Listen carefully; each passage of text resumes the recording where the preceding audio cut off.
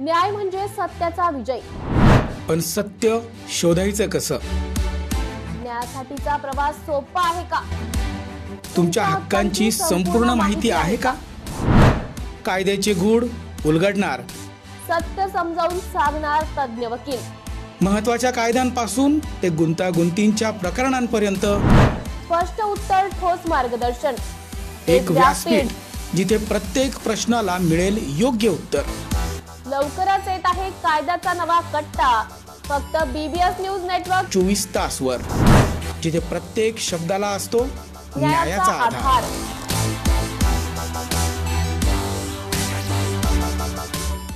न्याय म्हणजे सत्याचा विजय। छत्रपती शिवाजी महाराज पुतळा चौकात पोलिसांचा बंदोबस्त तैनात।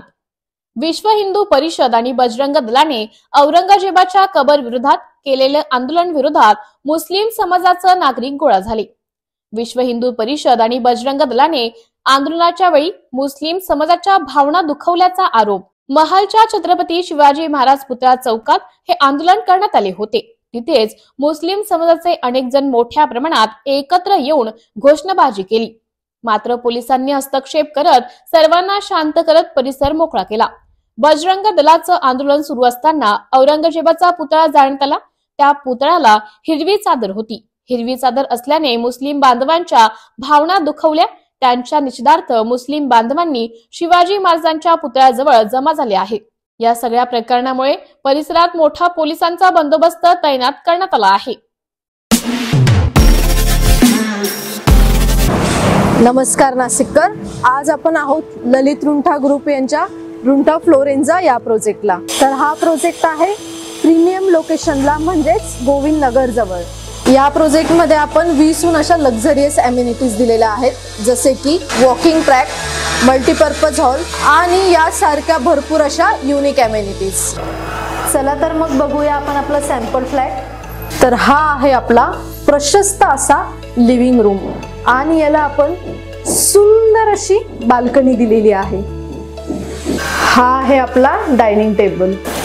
तर हा आहे आपला किचन एरिया आणि आपण इथे किचन चॉपिंग काउंटर वेगळं दिलेलं आहे। इथे आपण दिलेले आहेत किचन ट्रॉलीज आणि स्टोरेज साठी आपण इकडे कॅबिनेट्स पण दिलेले आहे आणि प्लस आपण इथे युटिलिटी एरिया पण दिलेला आहे। हा आहे आपला चिल्ड्रन बेडरूम आणि याचं वैशिष्ट्य म्हणजे इथे आपण फोल्डेबल असा बेड दिलेला आहे। इथे आपण दिलेला आहे कॉमन वॉशरूम, ज्याला अटॅच आपण मिरर सुद्धा दिलेला आहे। हा आहे आपला मास्टर बेडरूम आणि ज्याला आपण अटॅच टॉयलेट आणि वॉशरूम दिलेला आहे। मग नाशिककर, कसा वाटला तुम्हाला आमचं सॅम्पल फ्लॅट? तुम्ही पण येताय ना आमचं सॅम्पल फ्लॅट बघायला?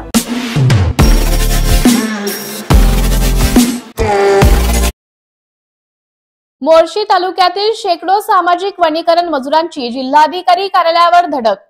अमरावती मोर्शी तालुक्यातील सामाजिक वनीकरण मजुरांनी गेल्या 6 महिन्यांपासून प्रलंबित असलेल्या पगाराच्या मागणीसाठी आज अमरावती जिल्हाधिकारी कार्यालयावर धडक दिली। शेकडो मजुरांनी एकत्र येत शासनाविरोधात जोरदार घोषणाबाजी केली आणि त्वरित थकबाकी पगार मिळावा अशी मागणी केली। मजुरांनी सांगितले की 6 महिन्यांपासून वेतन न मिळाल्यामुळे त्यांच्यावर उपासमारीची वेळ आली आहे। अनेकांनी घरातील खर्च भागवणे कठीण झाले असून वीज बिल थकीत राहिल्याने वीज वितरण कंपनीने वीज तोडण्याची नोटीस पाठवली आहे। अशा परिस्थितीत काम करूनही पगार न मिळणे अन्यायकारक असल्याचं मजुरांचं म्हणणं आहे। मजुरांनी प्रशासनाला इशारा दिला की जर 2 दिवसात वेतन दिले गेले नाही तर संपूर्ण मजूर वर्ग आमरण उपोषणाला बसेल। या संदर्भात जिल्हाधिकारी कार्यालयाकडून कोणतीही भूमिका घेतली जाते याकडे सर्वांचं लक्ष लागले आहे। आज आम्ही कमीत कमी 200 ते 250 लोक इथं आलो आहे। जवळपास आमचे सामाजिक वनीकरणमध्ये आम्ही काम करतो आणि जवळपास आमचे 5 ते 6 महिन्यापासून पैसे लटकलेले आहे। त्यामुळे आमची होडीसुद्धा अंधारात गेली आहे। त्यामुळे आम्ही आता असं ठरवलं आहे, ह्या 2 दिवसात जर आमचे शासनाने पैसे दिले नाही तर आम्ही तिसऱ्या दिवशी इथं आंदोलनसुद्धा करणार आहे। आणि आमच्या गावात वायरमन फिरत आहे, ते वारंवार आम्हाला धवसा देत आहे। आम्ही त्यांना एकच सांगत आहे वारंवार की आमचे मजुरीचे पैसे आल्यावर आम्ही बिल भरतो, पण मजुरीचे पैसे काही येत नाही आहे। त्याच्यामुळे आम्ही त्यांनासुद्धा आश्वासन देत आहे आणि त्यांनीसुद्धा आम्हाला 2 दिवस दिले। ह्या 2 दिवसात जर तुम्ही बिल भरलं नाही तर आम्ही तुमची पूर्ण वीज कट करू। त्यामुळे आम्ही इथं आलो आहे। या 2 दिवसात जर आमचे पैसे आले नाही तर आम्ही इथे तिसऱ्या दिवशी आंदोलन करणार आहे. कुठं काम करणार आहे? आम्ही पूर्ण मोर्शी तालुक्यातल्या मजूर वर्ग इथं आलो आहे आणि आमची मजुरी 297 रुपये आहे आणि जवळपास 6 महिन्यापासून आमचे पैसे अटकलेले आहे. फ्लॅट तुम्ही पण येताय ना आमचं सॅम्पल फ्लॅट बघायला?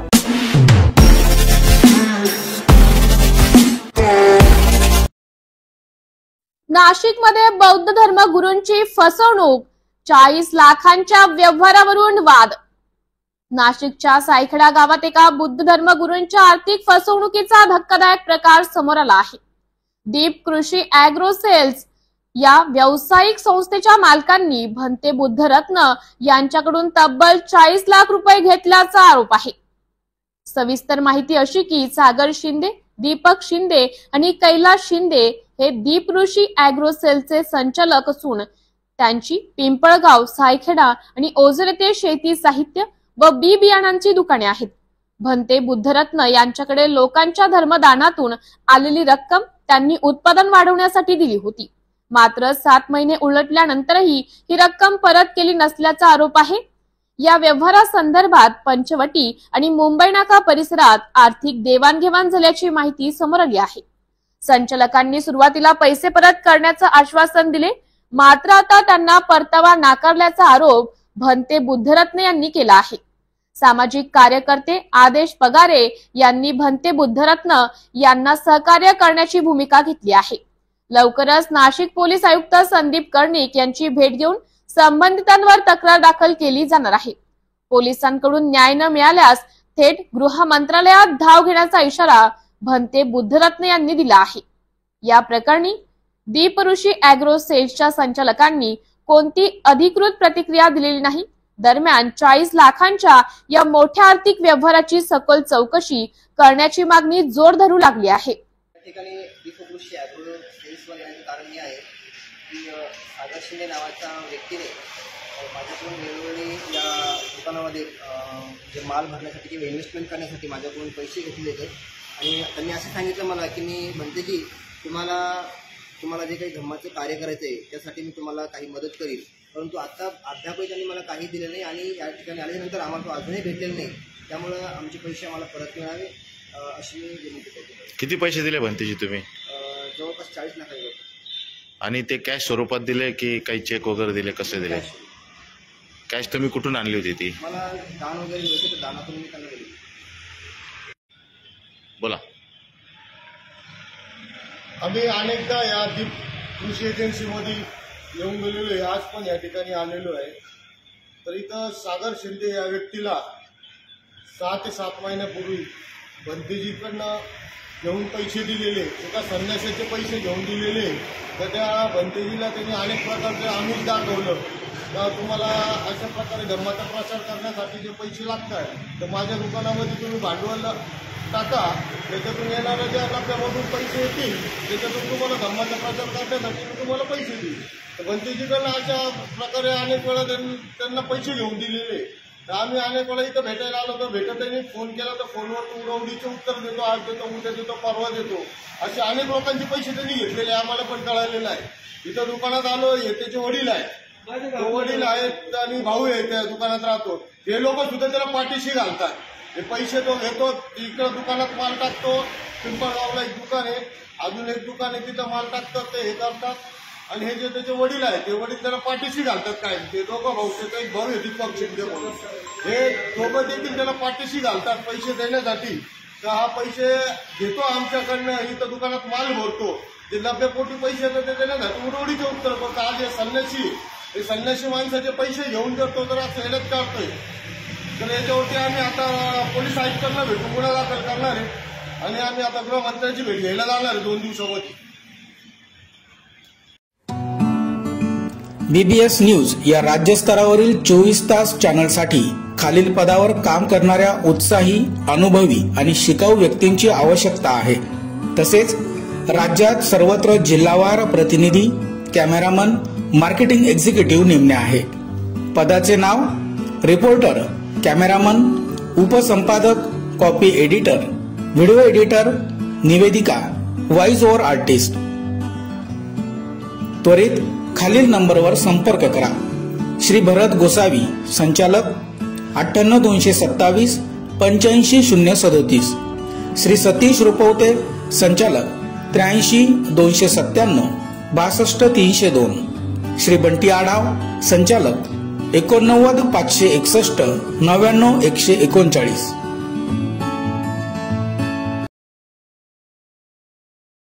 नागपूर सारख्या शांत शहरात जाळपोळ झाली, दगडफेक झाली ही दुर्दैवी घटना आहे. विजय वडेट्टीवार. गेले काही दिवस मंत्रिमंडळात एक मंत्री सतत वळवळ करत आहे. त्याच्या वक्तव्यामुळे दोन समाजात वाद निर्माण झाला आहे. या मंत्र्याला वेळीच आवरले असते तर ही वेळ आली नसती. मुख्यमंत्री आणि गृहमंत्र्यांच्या गृह जिल्ह्यात ही घटना घडली हे दुर्दैव आहे. यासाठी जे कोणी जबाबदार आहे त्यांच्यावर कारवाई झाली पाहिजे. नागरिकांना आव्हान करत आहे की शांतता बाळगावी. घेतली. आज नागपुरात झालेली घटना अत्यंत दुर्दैवी आहे. दोन गटामध्ये झालेला तणाव, दोन समाजामध्ये झालेला तणाव, झालेली दगडफेक, जाळपोळ, खरं म्हणजे नागपूर सारख्या शांत शहराला कुणाची तरी नजर लागली असं म्हणावं लागेल. दुर्दैवानं पोलिसांनी वेळीच हस्तक्षेप करून आणि भूमिका बजावून नागपूर शांत करण्याचा प्रयत्न केला. या सगळ्या परिस्थितीमध्ये पोलिसांनी वेळीच धाव घेतली. परंतु मुळात ह्या घटनेसाठी जबाबदार कोण? खरं तर नागपूर शांत असलेल्या नागपूरला अशांत करण्याचं काम कोणी केलं याच्या मुळाशी जाण्याची आवश्यकता आहे. गेली 4 महिने सत्तेतील एक मंत्री बळबळ करत आहेत. दोन समाजामध्ये दरी निर्माण होईल, दोन धर्मात दरी निर्माण होईल अशा प्रकारचं वक्तव्य वारंवार केलं जात आहे. त्यावेळेस त्याला वेळीच बळबळ्या मंत्र्याला आवर घालण्याची आवश्यकता होती आणि कबरीचा वाद जाणून बुजून निर्माण करण्याचं काम झालं. इतिहासाला तोडून मोडून पुढे आणण्याचं काम केलं गेलं. कबरीचा वाद दोन समाजामध्ये, दोन धर्मामध्ये तेढ निर्माण करणारा ठरत असेल तर हे अत्यंत दुर्दैव आहे. 400 वर्षापूर्वीची कबर, यातून काय साध्य होणार? ती कबर ठेवली काय, नाही ठेवली काय, कुणाचा त्यामध्ये फायदा होणार आहे, कुणाचं नुकसान होणार आहे? त्यामुळे कुणाची चूल पेटणार, कुणाची चूल विझणार याचाही विचार करण्याची आवश्यकता आहे. मी सर्व जनतेला आणि माझ्या सरकारला सुद्धा आवाहन करू इच्छितो की तुम्ही ही कारवाई करत असताना याचा उद्रेक कुठून झाला आणि त्याची सुरुवात कुठून झाली आणि जो यामध्ये दोषी असेल, अशांतता पसरवण्यासाठी, दंगल घडवण्यासाठी, हे वातावरण दूषित करण्यासाठी, जाळपोळ करण्यासाठी त्याच्यावर कारवाई झालीच पाहिजे. त्याही पलीकडे जाऊन आपण या समाजामध्ये दोनही शांती कशी नांदेल यासाठी पाऊल उचललं पाहिजे. यासाठी आपण पुढाकार घेतला पाहिजे. आणि जनतेलाही मी आवाहन करतोय की आपण कुठल्याही अफवेवर, खोट्या गोष्टीवर विश्वास न ठेवता शांतता बाळगा. नागपूर हे दीक्षाभूमी, बाबासाहेब आंबेडकरांच्या पावन झालेल्या पदस्पर्शांनी पावन झालेली भूमी. नागपुरामध्ये बाबा ताजुद्दीन अशा सर्व धर्माचा भावना, विचार जोपासणारी ही भूमी आहे. आणि अशा भूमीत अशा प्रकारचा उद्रेक होणं आणि शहर शांत होणं, तेही मुख्यमंत्र्यांच्या गृह जिल्ह्यात होणं, हे अत्यंत दुर्दैवी असं मी मानतो. आपण सर्वांनी या घटना जी झाली ती झाली, पण यापुढे तरी आपण शांतीच्या मार्गाने सर्वांनी जावं आणि कारवाई कोणीही किती मोठा असो त्याच्या तळाशी जाऊन ही कारवाई व्हावी अशी अपेक्षा सुद्धा मी या निमित्तानं करतोय. आणि जनतेलाही आवाहन करतोय, आपण शांतता ठेवावी. यापुढे कुठलाही अनुचित प्रकार होता कामा नये. भारतीय राज्यघटनेचे शिल्पकार डॉक्टर बाबासाहेब आंबेडकर यांच्या जयंतीनिमित्त लाख लाख शुभेच्छा. परमपूज्य महामानव बोधिसत्व डॉक्टर बाबासाहेब आंबेडकर यांच्या 134व्या जयंतीनिमित्त महाराष्ट्रातील सर्व भीम सैनिकांना 14 एप्रिलच्या हार्दिक शुभेच्छा देतो. रिपब्लिकन पार्टी ऑफ इंडिया एकतावादी नाशिक जिल्ह्याच्या वतीनं सर्व महाराष्ट्रातील जनतेला पुन्हा एकदा आंबेडकर जयंतीच्या खूप खूप शुभेच्छा देतो. भारतीय घटनेचे शिल्पकार भारतरत्न डॉक्टर बाबासाहेब आंबेडकर यांच्या 134व्या जयंतीनिमित्त तमाम नाशिकमधील भीमसैनिकांना, आंबेडकर प्रेमी जनतेला जयंतीच्या हार्दिक हार्दिक शुभेच्छा.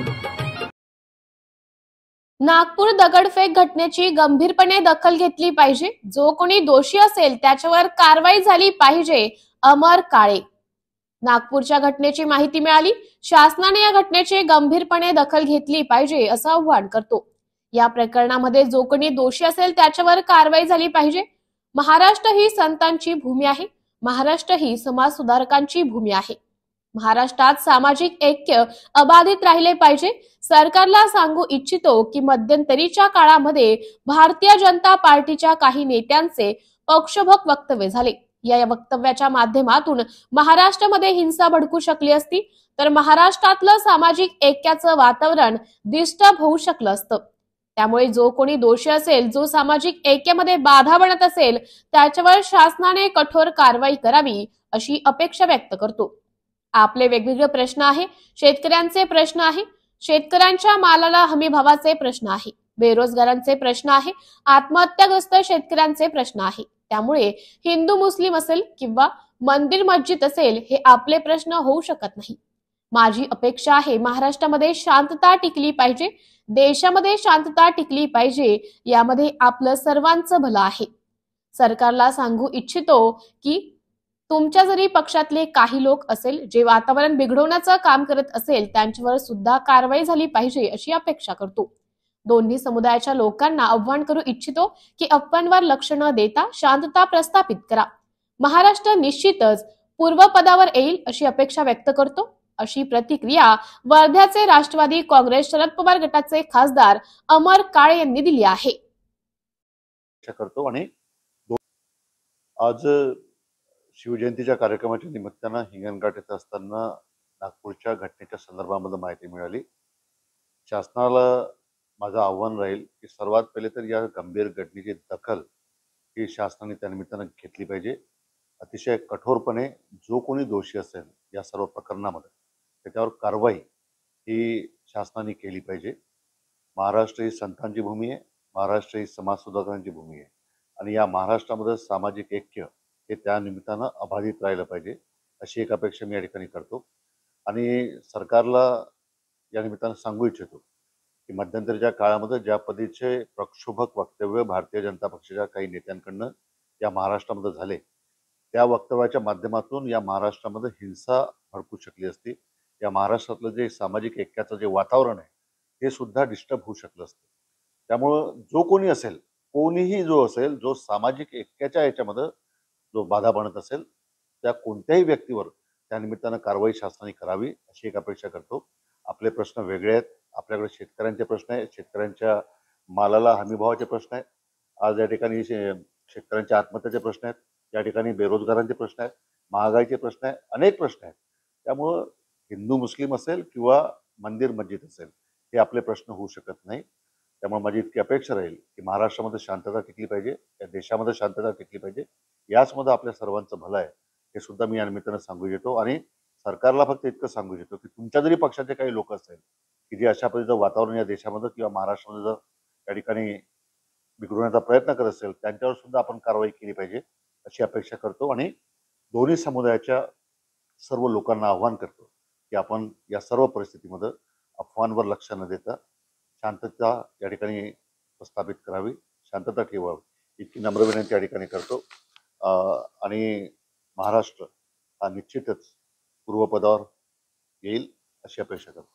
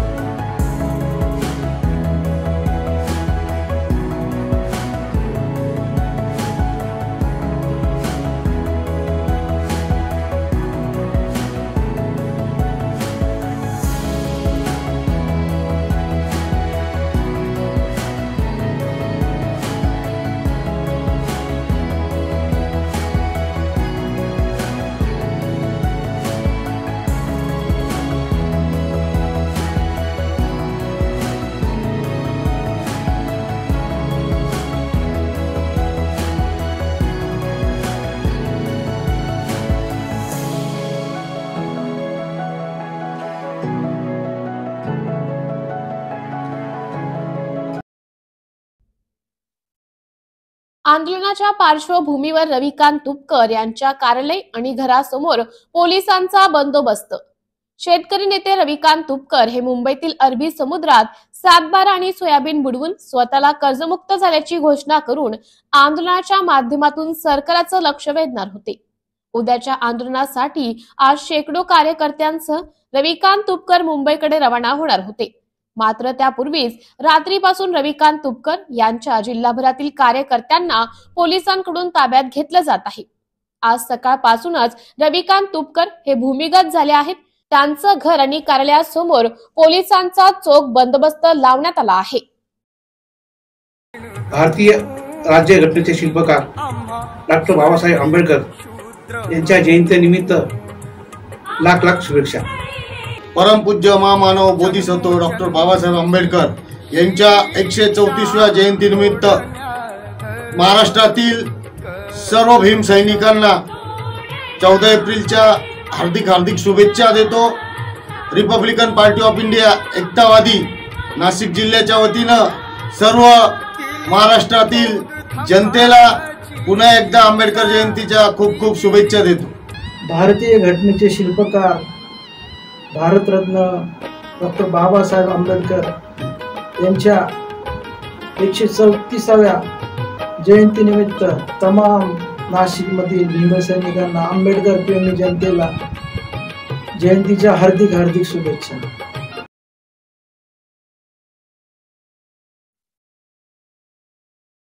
नागपूर येथील हिंसाचारानंतर अमरावती शहर अलर्ट।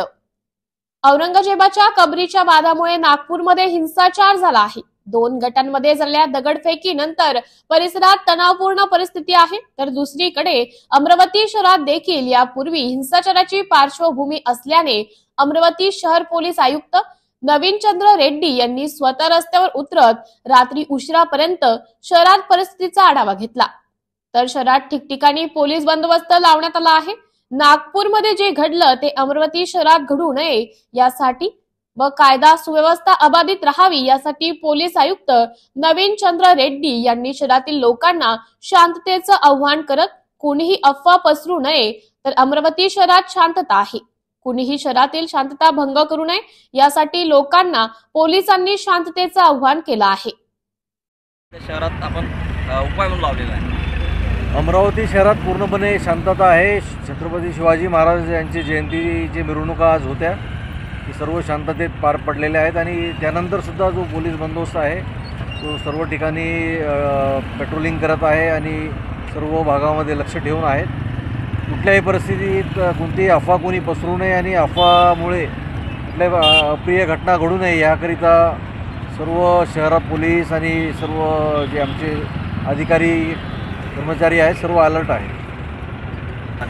अधिकारी आणि कर्मचारी आज दिवसभर जो शिवजयंतीचा मिरवणुकीचा बंदोबस्त होता तो कंटिन्यू करण्यात आलेला आहे आणि जो रमजानच्या संदर्भात इकडे नागपुरी गेट भागात जो मिरवणूक आहे बंदोबस्त आहे तो मार्केटचा बंदोबस्त तो सुद्धा ठेवण्यात आलेला आहे आणि सर्व SRP पोलीस आणि होमगार्ड यांच्यासह सर्व पोलीस अलर्ट आहेत आणि तैनात आहेत।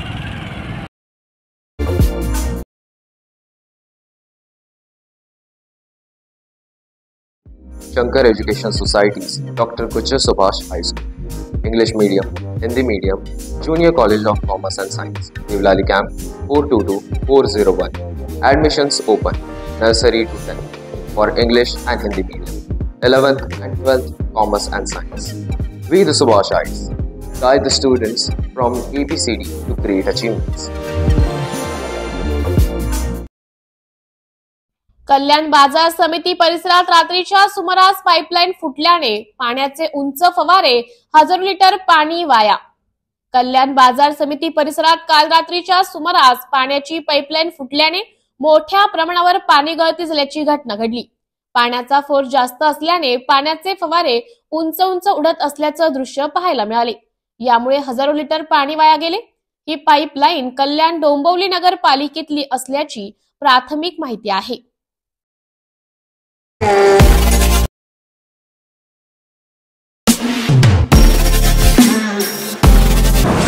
नमस्कार नाशिककर, आज आपण आहोत ललित रुंठा ग्रुप यांच्या रुंठा फ्लोरेन्झा या प्रोजेक्टला। तर हा प्रोजेक्ट आहे प्रीमियम लोकेशनला, म्हणजेच गोविंद नगर जवळ। या प्रोजेक्टमध्ये आपण 20हून अशा लक्झरियस अमेनिटीज दिलेल्या आहेत, जसे की वॉकिंग ट्रॅक, मल्टीपर्पज हॉल आणि यासारख्या भरपूर अशा युनिक अमेनिटीज। चला तर मग बघूया आपण आपला सॅम्पल फ्लॅट। तर हा आहे आपला प्रशस्त असा लिव्हिंग रूम आणि याला आपण सुंदर अशी बाल्कनी दिलेली आहे। हा आहे आपला डायनिंग टेबल। तर हा आहे आपला किचन एरिया आणि आपण इथे किचन चॉपिंग काउंटर वेगळं दिलेलं आहे। इथे आपण दिलेले आहेत किचन ट्रॉलीज आणि स्टोरेजसाठी आपण इकडे कॅबिनेट्स पण दिलेले आहे आणि प्लस आपण इथे युटिलिटी एरिया पण दिलेला आहे। हा आहे आपला चिल्ड्रन बेडरूम आणि याचं वैशिष्ट्य म्हणजे इथे आपण फोल्डेबल असा बेड दिलेला आहे। इथे आपण दिलेला आहे कॉमन वॉशरूम, ज्याला अटॅच आपण मिरर सुद्धा दिलेला आहे। हा आहे आपला मास्टर बेडरूम आणि ज्याला आपण अटॅच टॉयलेट आणि वॉशरूम दिलेला आहे। मग नाशिककर, कसा वाटला तुम्हाला आमचं सॅम्पल फ्लॅट? तुम्ही पण येत आहे ना आमचं सॅम्पल फ्लॅट बघायला?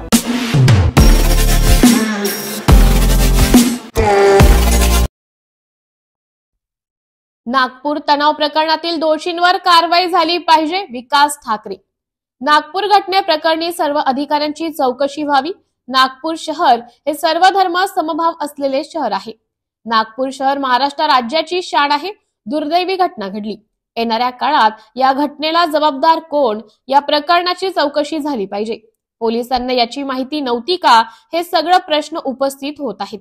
विधानसभा सुरू आहे, मुख्यमंत्री निवेदन देणार आहेत। या प्रकरणातील दोषी आहेत त्यांच्यावर कारवाई झाली पाहिजे। या प्रकरणात जे दोषी नाहीयेत, ज्यांच्या गाड्या फोडल्या गेल्या, त्यांचं नुकसान भरपाई कोण देणार आहे?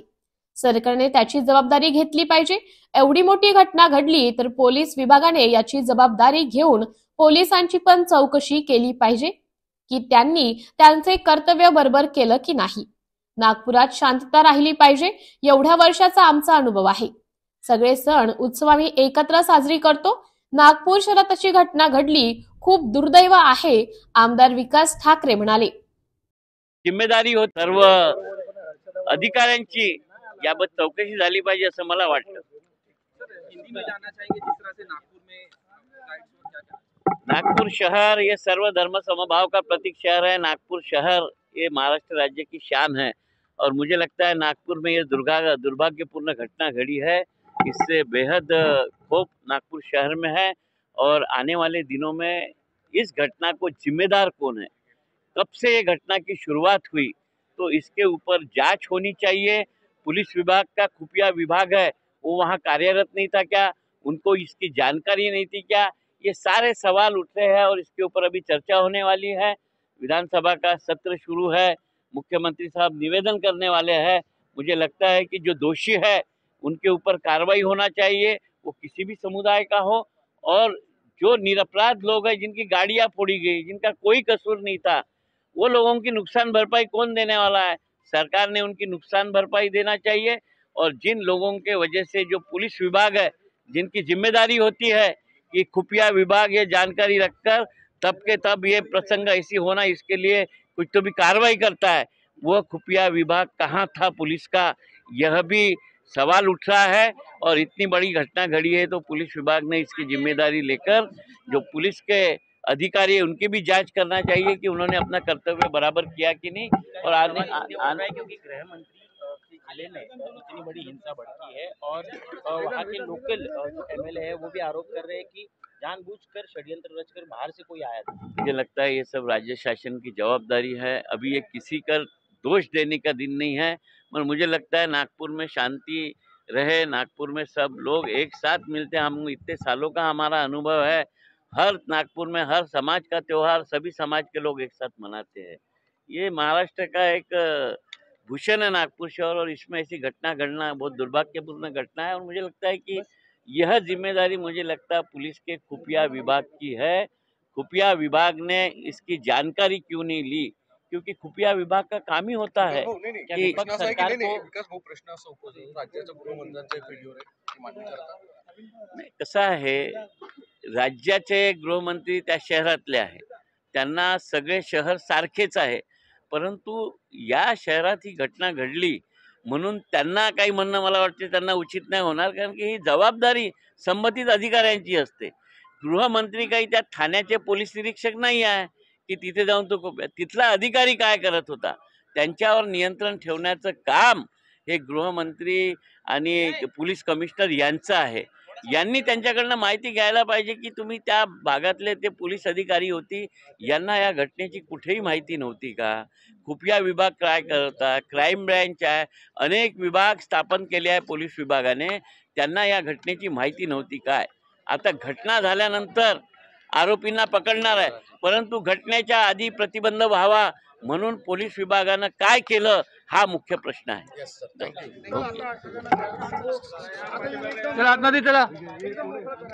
Shankar education societies, doctor Kuche Subhash high school, English medium, Hindi medium, junior college of commerce and science, Nivlali camp 422401. Admissions open, nursery to 10th for English and Hindi medium, 11th and 12th Commerce and Science. We the Subhashites guide the students from ABCD to great achievements. आम्हाला आडवा पण आंदोलन होणार म्हणजे होणार, शर्वरी तुपकर म्हणाल्या. शेतकऱ्यांचं आंदोलन दडपण्याचा प्रयत्न पोलीस आणि सरकारकडून होतोय. रविकांत तुपकर यांच्या पत्नी शर्वरी तुपकरांनी केलेले शहीद शेतकरी कैलास नागरे यांना अभिवादन.